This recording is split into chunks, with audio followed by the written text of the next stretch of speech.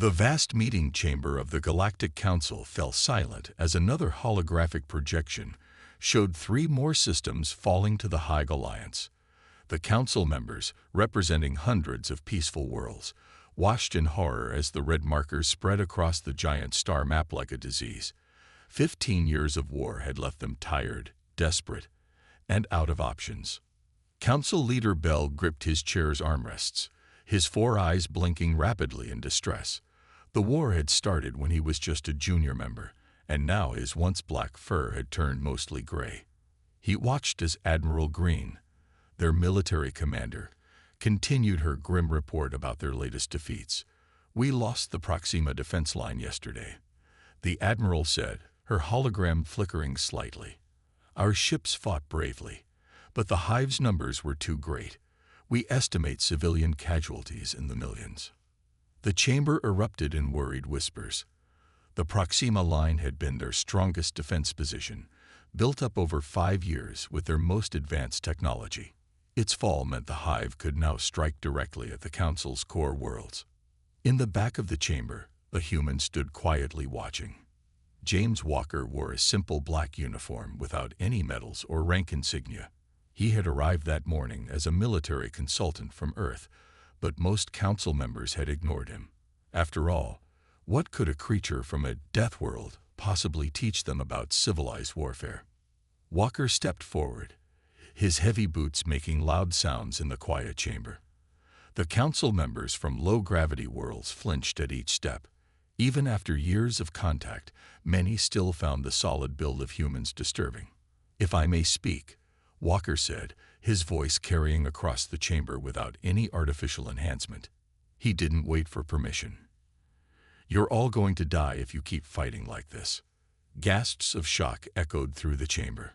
Such directness was considered extremely rude in council culture, but Walker didn't care. He walked to the star map and pointed at the Hive's territory. 15 years of war, billions dead, thousands of worlds burned. "And you're still fighting them like they're one of your civilized enemies," he said, shaking his head.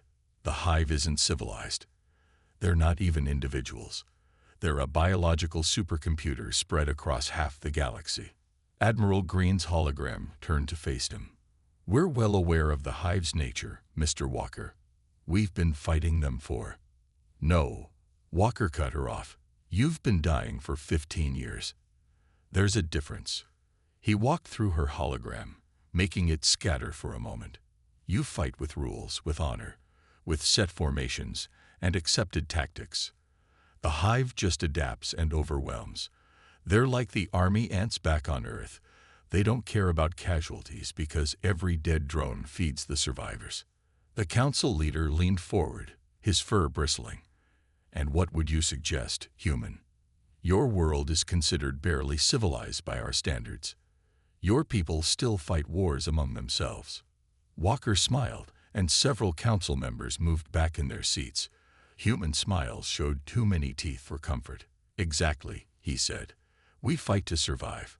Earth isn't what you'd call a friendly place. Everything there evolved to kill everything else. We learned warfare from the planet itself." He touched the star map, zooming in on a recent battlefield. "Look here. Your ships fought in perfect formation, textbook maneuvers, and the Hive slaughtered them because they knew exactly what you would do." He looked around the chamber. "When's the last time any of you had to fight for your life? Not your soldiers, you, the leaders." Silence answered him. Most council worlds had been peaceful for thousands of years before the Hive arrived. Their wars had been formal affairs with rules and treaties. "That's what I thought," Walker said. "Well, I fought my first battle when I was 6 years old, against a rattlesnake in my backyard. Won it too." He touched his leg, where a faint scar was hidden under his uniform. "Earth taught us that survival isn't about being the strongest or having the best weapons. It's about being clever, being unpredictable, and being willing to do whatever it takes." The Admiral's hologram flickered again. "The Council has procedures, Mr. Walker. We can't just—" "Your procedures have cost you 15 years and billions of lives," Walker interrupted again. I can end this war in 5 hours. Just 5. But you'll have to trust a Deathworlder and forget everything you think you know about civilized warfare. The chamber erupted in arguments, but Walker just stood there, watching the star map. He knew they would agree. They had no choice. The hive was coming, and their civilized weapons and civilized tactics wouldn't stop it. They needed someone who understood real survival, someone from a world where everything was deadly, and only the clever survived. They needed a Deathworlder. The council members watched in stunned silence as Walker pulled up his service record on the star map. Images flashed by. Burning buildings, frozen wastelands, scorched deserts, places where he had fought and survived while most others had died. 20 years in Earth's special forces, he said, pointing to an image of himself standing in a jungle, covered in mud and blood. But more importantly, I grew up in Australia, where even the smallest creatures can kill you. You learn to think differently when everything wants you dead. Admiral Green's hologram moved closer to examine the records. Your tactics seem unusual, she said, trying to be diplomatic. The images showed warfare unlike anything the Council had ever seen. Soldiers hiding in plain sight, using the environment as a weapon, turning enemy strengths into weaknesses. We call it survival, Walker replied. He switched the display to show the hive's battle formations. Look at how they fight. Perfect coordination, perfect communication. Every drone knowing exactly what the others will do. He smiled again, and this time it wasn't friendly at all. It's their greatest strength, and that's why it's their greatest weakness. Council Leader Bell stood up, his gray fur rippling with concern. Explain yourself, human. How can their strength be their weakness? Walker picked up a piece of fruit from a nearby table. It was bright red and perfectly round. See this? He asked. On Earth, anything this perfect is probably poisonous. Nature doesn't do perfect. Perfect means vulnerable. He tossed the fruit high in the air and caught it. Several council members flinched. The hive is too perfect, too coordinated. They've never faced an enemy that thinks like we do. He brought up new images. Earth creatures locked in combat. A mongoose fighting a cobra. A honey badger facing down a lion. Small predators taking down much larger prey. On Earth, the strongest doesn't always win. The smartest doesn't always win. The one who wins is the one willing to try the impossible, to do what the enemy thinks can't be done. Admiral Green's hologram crossed her arms. And what impossible thing do you propose we do, Mr. Walker? We're going to break their minds, he said simply. Not their bodies, not their ships, not their weapons. Their minds. He zoomed in on a captured hive drone. They communicate through complex chemical signals, right? Like ants or bees on Earth. But Earth's insects had millions of years to protect their signals from being hijacked by predators. The hive hasn't. Understanding began to dawn on some of the council members' faces. Walker continued, his voice growing more intense. On Earth, there are wasps that can control entire colonies of other insects by copying their chemical signals. There are parasites that can make ants explode. There are fungi that can turn insects into zombies. And those are just the natural examples. He pulled up his own battle plans. They were chaos compared to the Council's ordered formations. Random attacks, fake retreats, false communications. We're going to hit them with everything at once. Not to destroy them. That's what they expect. We're going to confuse them, divide them, make them fight themselves. The council chamber erupted in shocked whispers. The idea of such tactics was horrifying to their civilized minds. But Walker wasn't finished. Earth taught us that when you can't overpower something, you outsmart it. When you can't outsmart it, you trick it. And when you can't trick it, you change the rules of the game entirely. He looked each council member in the eyes. You've spent 15 years trying to win their war. I'm going to make them lose their minds. Council Leader Bell's fur had turned almost white with stress. This is not how civilized beings wage war, Mr. Walker. Exactly, Walker said, crushing the fruit in his hand. Purple juice ran down his arm like blood. That's why it will work. The hive expects you to fight like civilized beings. They've never fought someone who grew up dodging snake strikes and spider bites. They've never faced someone who learned warfare from Earth itself. He threw the crushed fruit aside and brought up a timer on the star map. 5 hours. That's all I need. In 5 hours, I'll show you how a Deathworlder ends a war. He looked at the assembled council. The only question is, are you desperate enough to let me? The silence in the chamber was deafening. Finally, Admiral Green's hologram spoke. We've lost too much fighting this war the civilized way. She looked at Council Leader Bell.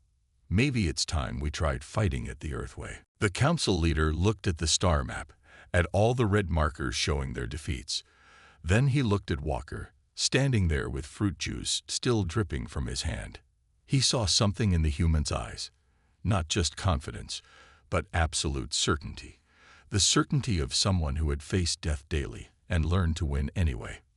5 hours, Bell said finally. You have 5 hours, Deathworlder.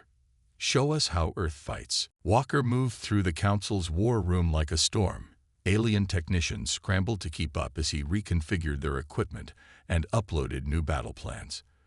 The timer on the main screen showed 4 hours and 50 minutes remaining. First thing we need to understand is that the hive thinks like a supercomputer, but feels like an insect, he said, pulling up biological scans of hive drones. And back on Earth, insects are really easy to confuse if you know how their brains work. Admiral Green's hologram appeared beside him. Our scientists say their neural network is too complex to hack, she said, but Walker just laughed. We're not going to hack it. We're going to drive it crazy. He brought up a new display showing Earth insects in various states of distress. See these ants? When their chemical signals get mixed up, entire colonies tear themselves apart. The hive has the same weakness. They just don't know it because nobody ever fought them like this before. He turned to the fleet commanders. I need your fastest ships loaded with these, he said, transmitting specifications for new chemical compounds. The aliens stared at the formulas in confusion. These are Earth pheromones. One commander asked, his tentacles waving in confusion. Modified versions, Walker explained, mixed with compounds that mess with their neural systems. Think of it like making their whole army suddenly become drunk, angry, and scared all at once. He grinned, and that's just the first part. The Council's scientists study the compounds with growing interest. One of them, a tall alien with crystalline skin, spoke up. These formulas, they're based on Earth insect hormones, and spider venom, and snake venom, and about 50 other things that Earth's creatures use to kill each other, Walker confirmed. All modified to work on hive biology. While you were trying to outgun them, Earth's deadliest creatures gave me the idea to outthink them. He moved to the tactical display, where he began plotting seemingly random attack patterns. We'll hit them from all sides, but not like a normal attack. Each strike will carry different compounds. Some will make them aggressive. Some will make them paranoid. Some will make them run away.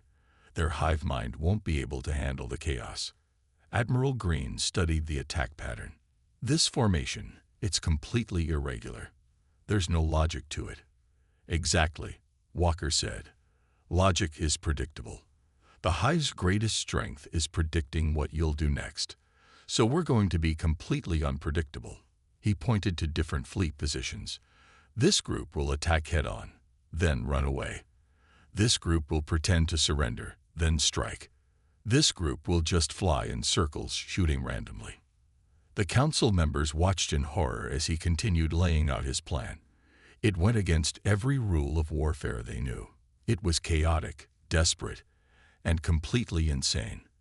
It was, in other words, perfectly human. What about their main control nodes?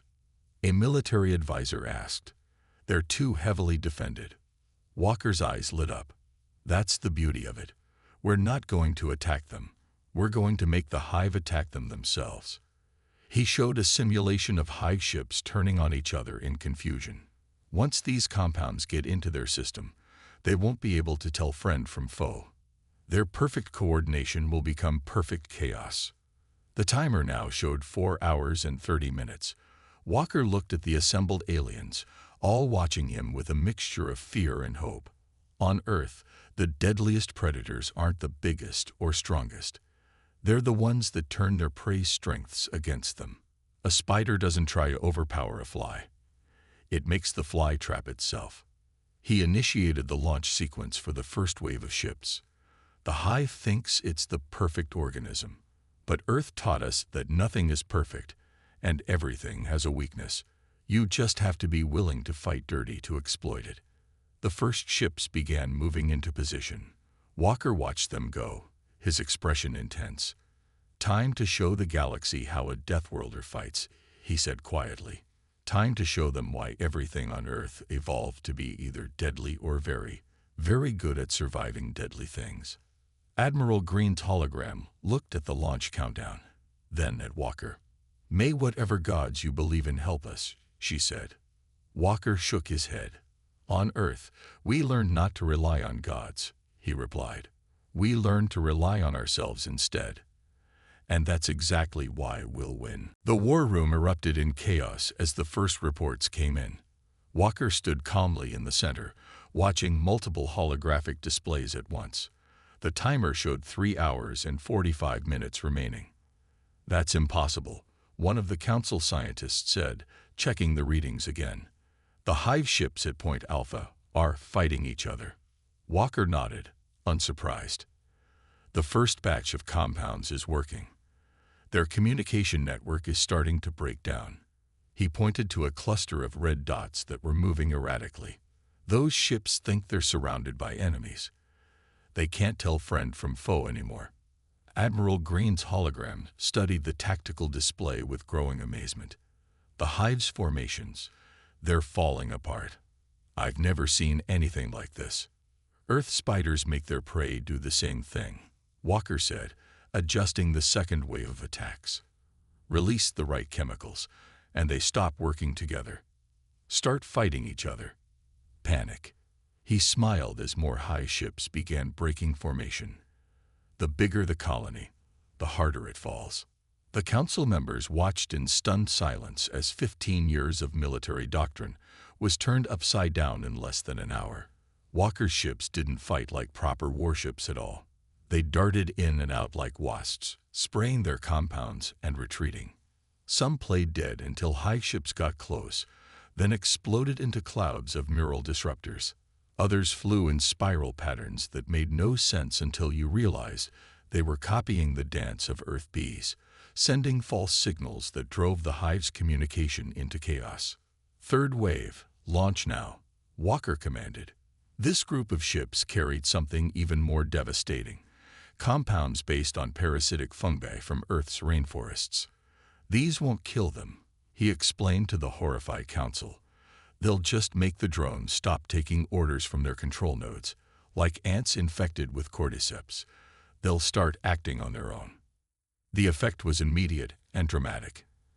Entire sections of the hive fleet began breaking away, flying in random directions or turning on their own command ships. The perfect coordination that had made the hive unstoppable for 15 years was becoming their worst enemy.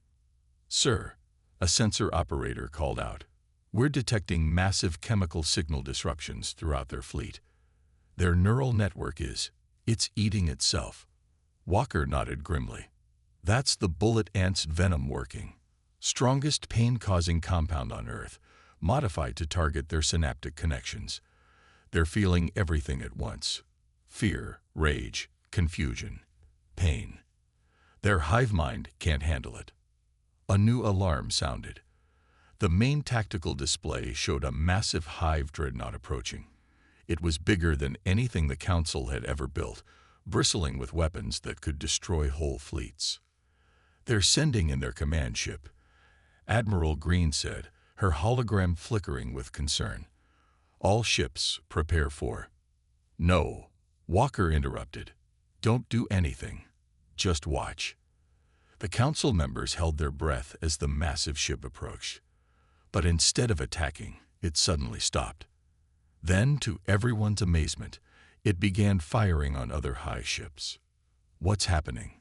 Council Leader Bell demanded. "Domino effect," Walker explained, his eyes glowing with fierce satisfaction. "The command ship just got a face full of mixed signals from its own fleet. Now it thinks it's under attack from imposters. The hive mind is turning on itself exactly like an ant colony exposed to the wrong pheromones." The timer showed 3 hours remaining, but already the battle was turning into something no one had seen before. The Hive fleet, once a perfect machine of destruction, had become a swarm of confused, angry, and frightened ships all fighting each other. "This isn't warfare," one of the council members whispered. This is how Earth fights," Walker finished. "We learned from the deadliest creatures on our world. Never fight strength with strength when you can make your enemy defeat themselves." He looked at the timer, then back at the disintegrating Hive fleet. "And we're just getting started." The war room fell silent except for the constant stream of reports showing more and more Hive ships turning on each other. Walker's expression remained focused, almost predatory.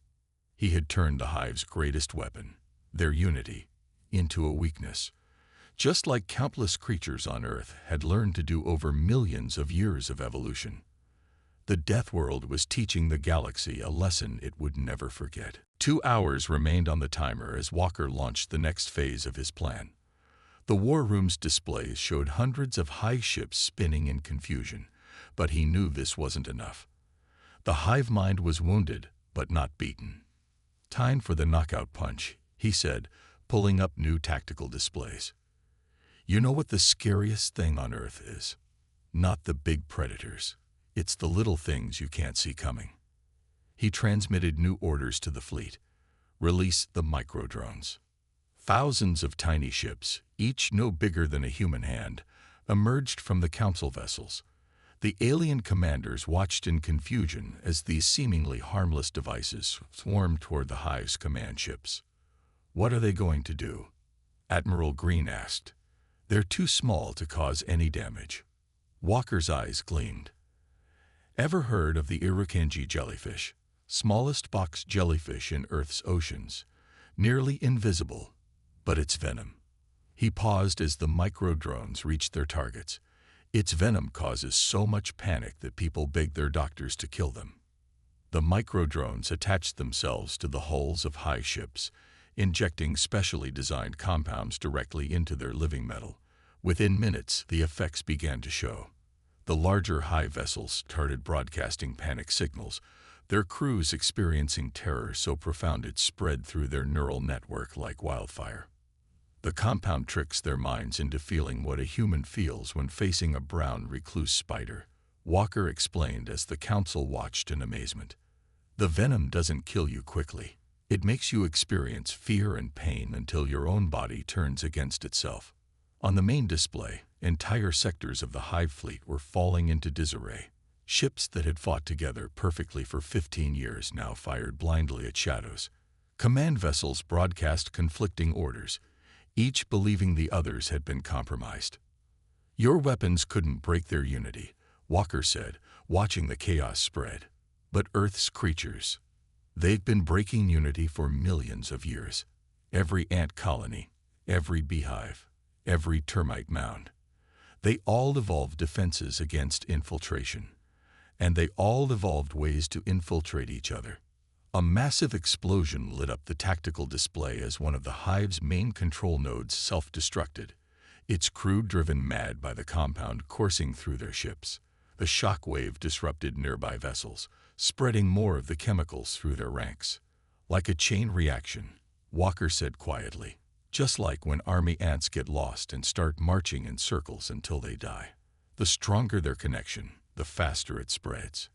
Council Leader Bell stepped forward, his fur standing on end. "This is beyond anything we imagined possible. You're not just defeating them, you're breaking them completely." "That's the point," Walker replied, launching the final wave of attacks. "On Earth, you don't have to be the biggest or strongest. You just have to know how to make your enemy's strength work against them. The Hive thinks as one. Fine. Now they'll fall as one. The timer showed 1 hour and 30 minutes as the last phase began. Special ships, designed according to Walker's specifications, moved into position around the remaining hive strongholds. These vessels carried something even worse than the fear toxins and confusion compounds. What you're about to see, Walker told the Stunt Council, is based on how parasitic wasps control their hosts. The wasps don't kill the host. They make it protect their eggs, guard them, even feed them its own body. He activated the new weapons. We're going to make the hive protect us. The ships released clouds of golden particles that latched onto the hive vessels. Within minutes, the infected ships began changing course. Instead of attacking the Council fleet, they turned to defend it, fighting their own kind with the same perfect coordination they had once used against the Council. Impossible, someone whispered. But Walker just shook his head. Nothing's impossible when you grow up on a planet where everything is trying to kill you, he said. You either learn to turn nature's weapons to your advantage, or you die. The hive just learned what every Earth creature learns at birth. Sometimes the deadliest enemy is the one inside your own mind. The war room fell silent as they watched the hive's mighty fleet tear itself apart. In just 3.5 hours, Walker had done what 15 years of conventional warfare couldn't. He had turned the hive's greatest strength, their unity, into a weapon against themselves, using the brutal lessons learned from Earth's deadliest creatures. The tide hadn't just turned. It had become a tsunami. 1 hour remained on the war room's timer as Walker prepared for his final move. The tactical displays showed the once mighty hive fleet in complete chaos.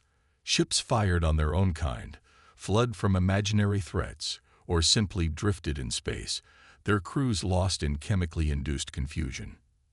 Now comes the hard part, Walker said, his voice deadly serious. We're not here to destroy them. We're here to make them surrender. He brought up a new display showing the location of the hive's queen nodes, the massive living computers that controlled entire sectors of their empire. Admiral Green's hologram flickered with concern. Those nodes are their most heavily defended targets. We've lost entire fleets trying to reach them. Walker smiled, but there was no humor in it. We're not going to attack them. We're going to make them beg us to help them. He activated a new set of commands, and the infected hive ships began moving in perfect formation, not to attack the queen nodes, but to surround them.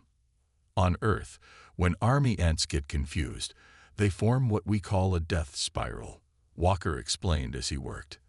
They follow each other in circles until they die. But sometimes, a different colony scout can lead them out of it, save them from themselves. He looked up at the council members.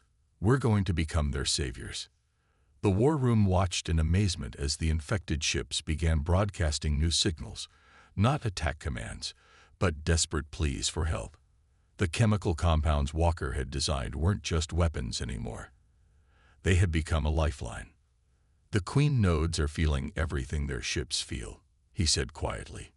The fear, the confusion, the absolute terror of not being able to trust your own mind. But they're also feeling something new now, hope.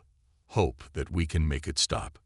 On the main display, the first queen node's defenses began powering down.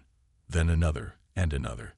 The mighty hive, which had terrorized the galaxy for 15 years, was surrendering not to superior firepower, but to the promise of relief from their own tortured minds. This is what Earth taught us, Walker said as he watched the surrender signals multiply across the map. The strongest creatures aren't the ones that can cause the most pain. They're the ones that can offer relief from pain. Like the cleaner fish that predators trust to swim into their mouths, or the birds that pick parasites from rhinos. Council Leader Bell stepped forward, his fur rippling with mixed emotions. You've turned them into addicts, he said, half horrified, half amazed. Dependent on us for relief. No. Walker corrected him. I've turned them into partners. The compounds in their systems will break down in a few days. But the memory of this. He gestured at the displays, showing hive ships now actively protecting council vessels. The memory of how we could have destroyed them, but chose to save them instead. That will last forever. The timer showed 30 minutes remaining as the last queen node surrendered. The entire Hive Empire, which had resisted every weapon the Council had thrown at it for 15 years, had been completely transformed in less than 5 hours. "Send in the medical ships," Walker ordered. "Show them we keep our promises. Show them that mercy isn't weakness. It's the strongest weapon of all." As the Council fleet moved to help their former enemies, Walker brought up an image of Earth on the main display. The Council members stared at the blue and green planet that had produced such a warrior. "Your world," one of them said softly. "It must be a terrifying place."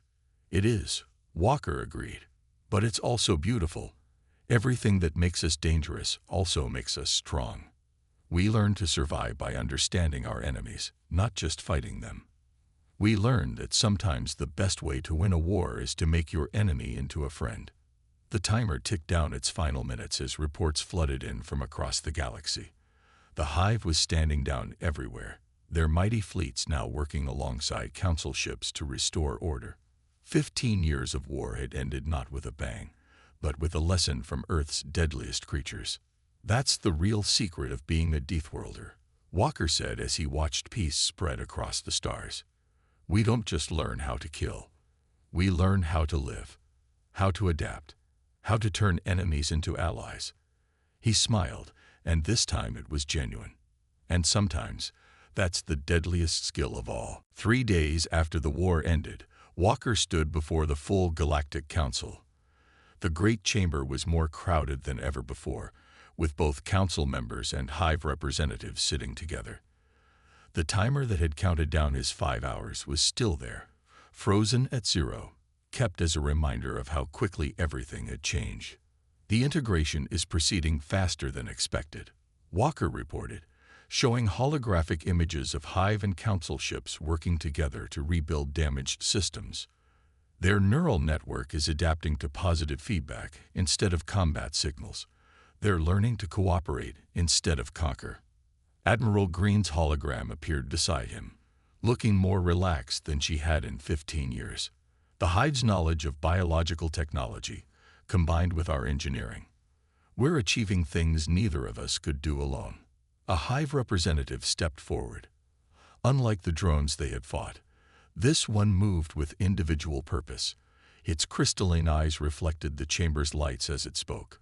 "We never knew existence could be like this," it said, its voice carrying complex harmonics. "For 15 years, we thought unity meant forcing everyone to be the same. You showed us a better way." Walker nodded, remembering Earth's own lessons about cooperation. "Nature isn't just about competition," he said. "Every rainforest, every coral reef, every ecosystem on Earth shows the same truth. The most successful species are the ones that learn to work together." The Council chambers filled with appreciative murmurs as new reports came in. Planets that had been battlegrounds for years were now seeing joint reconstruction efforts. Hive biological technology was helping heal worlds scared by war, while Council engineering helped the Hive build new kinds of ships designed for exploration instead of conquest. "We've received requests from 17 more systems to join the Council," one of the administrators announced. "Both former Hive worlds and neutral systems. They're calling it the Earth Protocol. Unity through diversity instead of conformity." Council leader Bell, his fur now showing touches of black among the gray, turned to Walker. "You didn't just end the war," he said. "You changed how we think about conflict itself, about strength, about survival." Walker walked to the main display and brought up an image of Earth. "This is what my world teaches everyone who lives there," he said. "A spider can survive in the same garden as a bird that eats spiders. A wolf can learn to work with humans who once hunted wolves. Even viruses and bacteria can evolve to help their hosts instead of harming them." The chamber grew quiet as he continued. "You thought Earth was just a death world, a place that produces dangerous creatures and dangerous people. But Earth's greatest lesson isn't about death. It's about life, about finding ways to thrive together instead of fighting alone." A young council member raised her hand. Is that why Earth is joining the Council? To teach us more of these lessons. Walker smiled. Earth is joining because we have just as much to learn from you as you have to learn from us. Yes, we know how to fight. Yes, we know how to survive. But you know how to build, how to grow, how to create beauty from chaos. He gestured at the former enemies sitting together in the chamber. This is what we can achieve together. The Hive representative moved closer to Walker, its crystalline form shifting to mirror his stance in a gesture of respect. Our queens have a message for Earth, it said. They say, you could have destroyed us, but you chose to save us. You are not just warriors of a death world. You are teachers of life. The chamber erupted in approval. Walker watched as council members and Hive representatives mingled, sharing ideas and making plans. The war room's displays now showed trade routes instead of battle plans, construction ships instead of destroyers, life springing up where death had reigned. One final thing, Walker said, and the chamber grew quiet again. Earth has a saying, the best victory is the one where you don't destroy your enemy. You make them your friend. Remember that. Because out there, he pointed to the stars visible through the chamber's crystal dome. There are more challenges waiting, and we'll face them the way Earth taught us to face everything. Together, the chamber responded as one. Walker nodded, thinking of his home world, where every creature, no matter how deadly, had its place in the greater web of life. Together, he agreed. That's how you survive a death world. That's how you thrive in a living galaxy. Above them, the stars shone bright with promise, no longer battlefield markers, but beacons of hope. The war was over. The real adventure, learning to live together, was just beginning.